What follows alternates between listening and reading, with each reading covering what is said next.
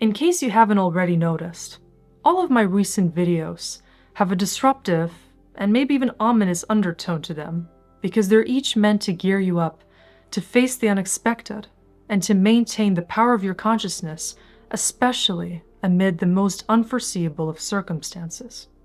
This recent content has been unfolding the potentiality of your field and your conscious awareness so that you don't have to respond in a way that is unconscious, reacting purely based on survival or primal fear tactics that your ego might wage if you're not aware of the power of your own awareness. This is level 1 preparation for what we're all going to face as a human race, as a collective family,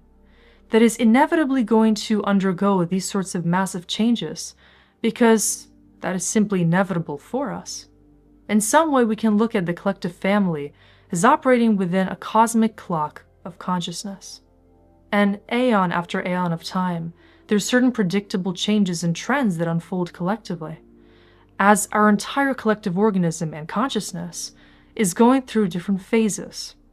Right now, collectively and undoubtedly, we're currently facing a lot of splits and fragments, which many of us are also feeling on the individual level. What we see reflected outside of us is creating a certain visceral reaction, and a lot of people are feeling particularly tense, afraid, confused, perhaps a feeling that they need to protect themselves, but they're not sure where to begin. And so that protection, through the awareness of what we can actually be making of this experience, is not integrated. We're going to feel deeply triggered and disturbed by the changes unfolding on the external plane. Now, at the current stage, these changes are panning out on an energetic level. They are still subtle, and a lot of them are still existent in the future. So what you currently may be feeling is like change is something that is elusive to you, and yet you have a strong feeling that it is coming. And the changes I'm talking about are diverse and vast in extent and nature. These changes will unfold on the collective level, meaning they're going to impact every scale and aspect of the human experience, from the geopolitical scene to the economies around the world, systemic structures, governments, and the human condition. But mainly for the purpose of understanding what is happening to the collective organism, let's focus on the psyche and on the dynamics of human nature that are currently being brought to light. Everything we've recently been unfolding has to do with the volatile nature of the human ego, a structure which is really programmed into a certain form of itself that is not permanent in nature. The ego goes through tremendous transformation as it is first developed by looking to external structures to gain its own meaning, and the ego learns many different ways of defending itself to maintain the integrity of those beliefs, programs, ideas, and principles which it uses to define its presence in the world. All of us have our own ego that allows us to relate to reality in a certain fixed way.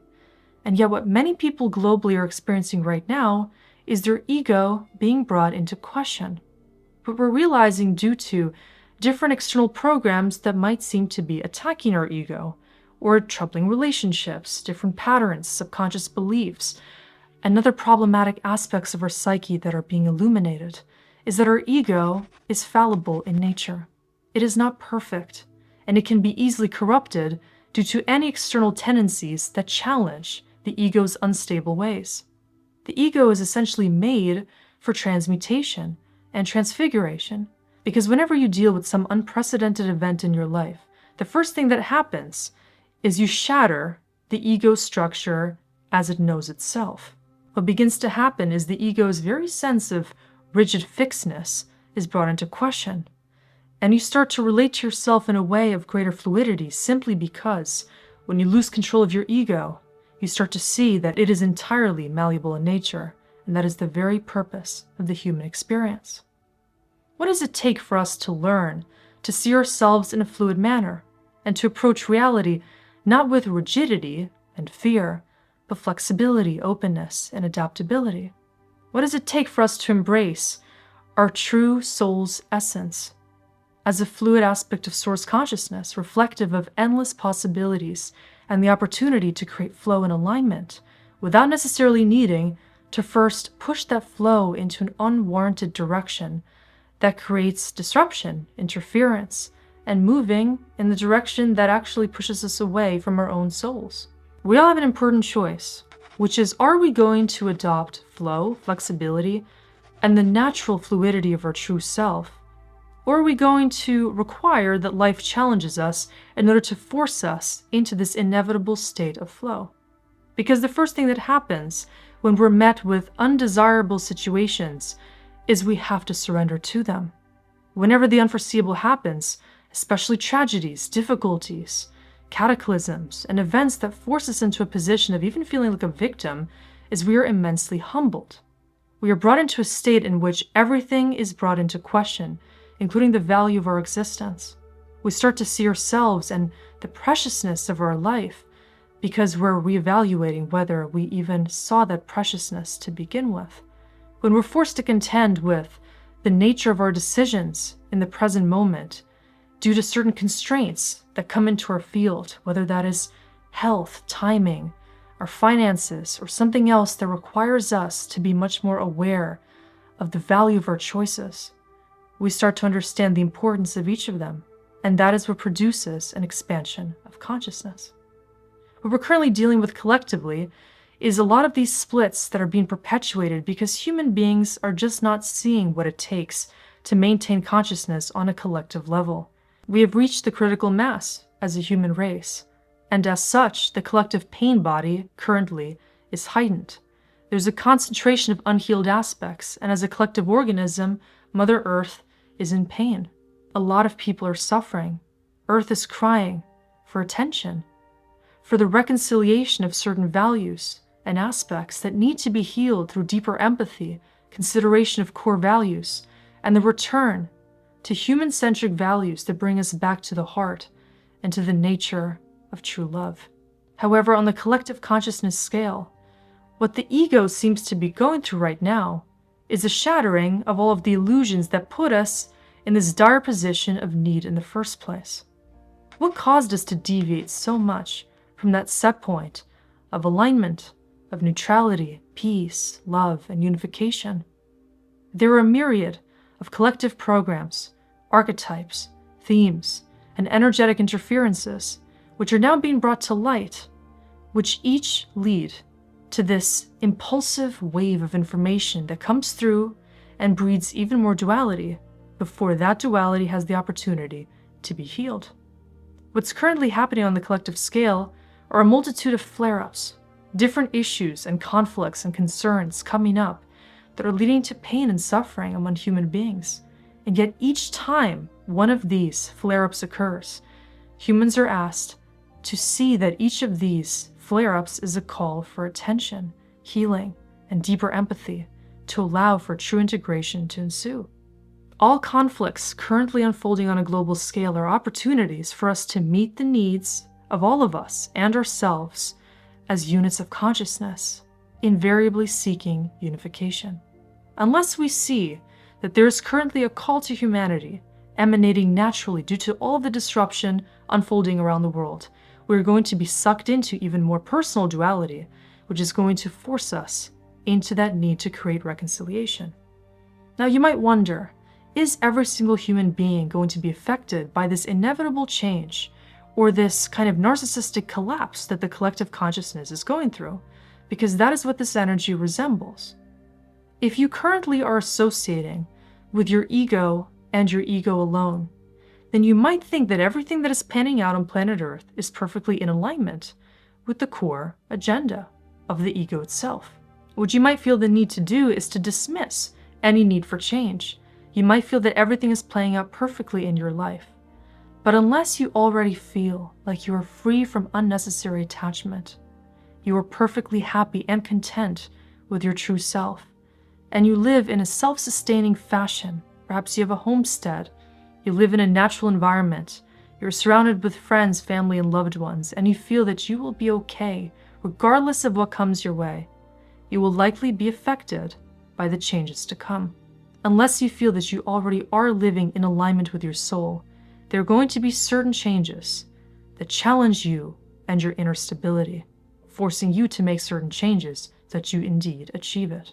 Now, as most of you also know, I read energies, and I channel these energetic themes which affect us both individually and collectively. And the reason why I mentioned that narcissistic collapse is the collective theme that is impending upon humanity is because the collective ego can see all of these different blind spots that used to be obstructed in the past.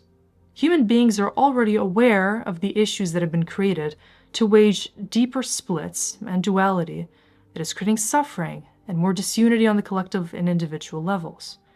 Because of all these splits that have been made apparent on some level of the systemic whole, we as individuals are going to have to wake up slowly to all of the biases, distortions, mind control programs, and different things causing splits in human nature. Because everything that was once hidden away is essentially the part of the collective, subconscious or unconscious, that must be integrated for healing to truly ensue. There's been so much collective energetic suppression, so much hidden knowledge, hidden truths, lost history, and different things that need to be unearthed in order for this integration to occur, that it's going to happen slowly and in bursts of different information coming through to accompany these different flare-ups that are going to be healing the diseased aspects of the earthly experience. Everything that humans have been harboring that is leading to discontinuity and disunity within the self is now going to be causing very apparent and unavoidable external issues. And all of this is going to bring something very important into question, which is, what do we do in light of impending change? Are we going to struggle in spite of it? Are we going to meet the demands of ourselves and humanity by choosing to rise in an ever more powerful way, to try to conform to the new paradigm instead of holding on to the old? Are we going to fear the new, or are we going to choose to fight a battle of the spirit by choosing to enact new values and to show up with integrity and a deeper core alignment with our mission on Earth? Are we going to feel like this struggle is something that is not even up to us to lay to rest? Or are we going to see that every single one of us has a pivotal role in the creation of more peace if that is what we desire to establish on Earth? So aside from expanding your consciousness and gaining awareness of the power of your awareness, what we also need to do is lay to rest certain illusions which might be waging disillusionment, fear-mongering, and/or cognitive dissonance in our realities. If you don't want to look into the eyes of change and you fear the unknown, then you're not allowing yourself to integrate one of the very most important aspects of this experience, which is that in order for you to experience a truly conscious self, you need to constantly be integrating the opportunity to make the most of this human experience, which means simultaneously serving yourself and the collective needs at the same time. What that also means is that you very likely are already receiving information about what's to come. And this might currently be subtle, yet very apparent in your mental, emotional, and physical fields. For example, if you feel a certain confronting need to move, to change jobs, to change any of the aspects of your reality in order to become more prepared for some potential changes in the future, and you're not making those changes, then what's happening is you're actually creating a deeper fragment from the subconscious part of you entangled with the higher self that knows what's to come,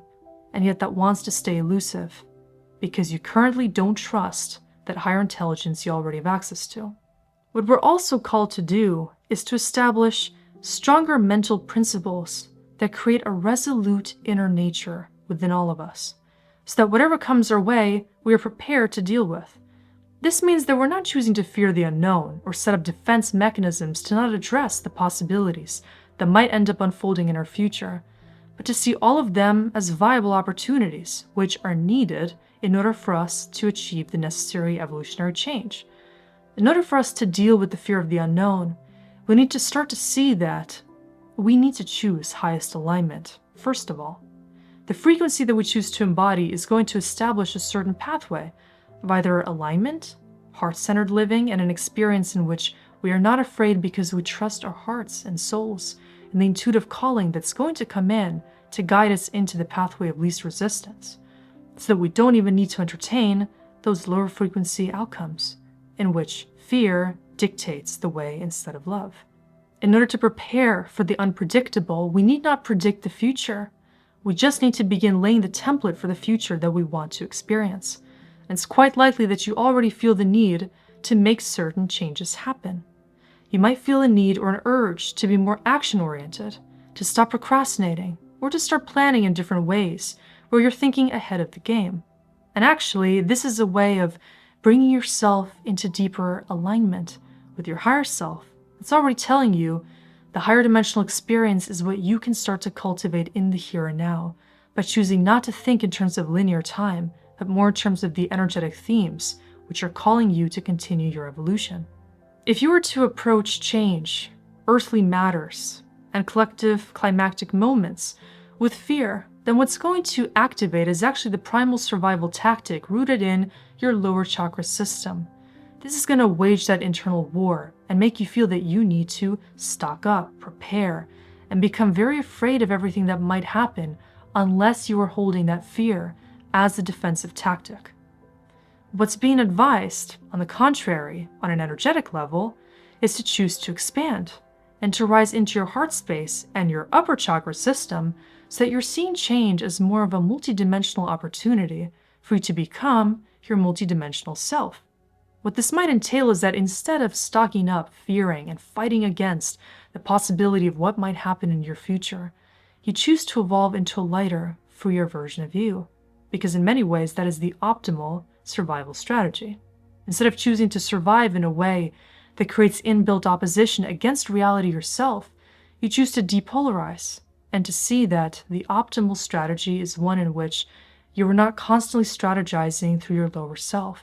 but simply releasing control, attachment, and creating an openness and receptivity so that new ideas guide you and you consistently fall up into a higher and more integrated version of yourself. Much more is going to become apparent in time, but it's important to note that we are currently scripting the story of our continued evolution. It's up to each of us to decide how much destruction is it going to take before we finally decide to shake up the collective consciousness and establish the wake-up call we truly need.